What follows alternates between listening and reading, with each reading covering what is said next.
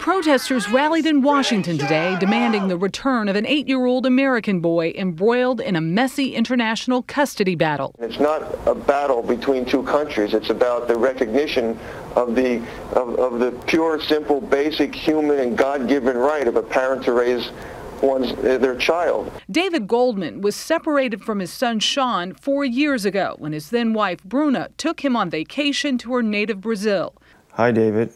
And I said, hi, Bruna, how are you? And she said, our marriage is over. I've decided to stay in Brazil. Bruna never returned to the United States. She remarried and died in childbirth last August.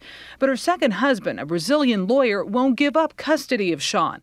Goldman is in Brazil this week to visit his son as the case now sits in a Brazilian court. All the legal precedents say that the child should be returned to the father. But Raul Felder, a prominent divorce lawyer with experience in the Brazilian legal system, says that may not matter. The real problem is that even if they win in the Brazilian courts, how do you enforce it? Police force is not particularly effective. He's got his road cut out for him unless the president will step in, or Secretary of State.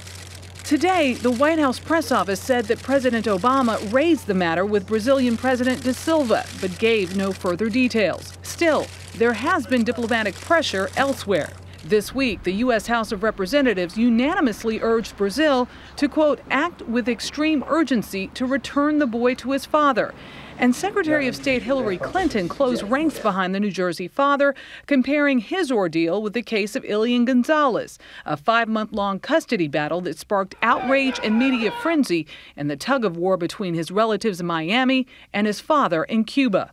Goldman has sought relief from the Hague Convention, an international court with jurisdiction over child abductions.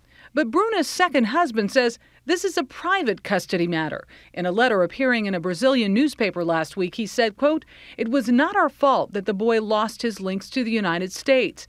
We cannot now become defendants accused of being kidnappers. But it's got to end. It's gone on way too long to begin with. And, my poor son, and the longer it goes on, time isn't our friend, and they know that. Michelle Miller, CBS News, New York.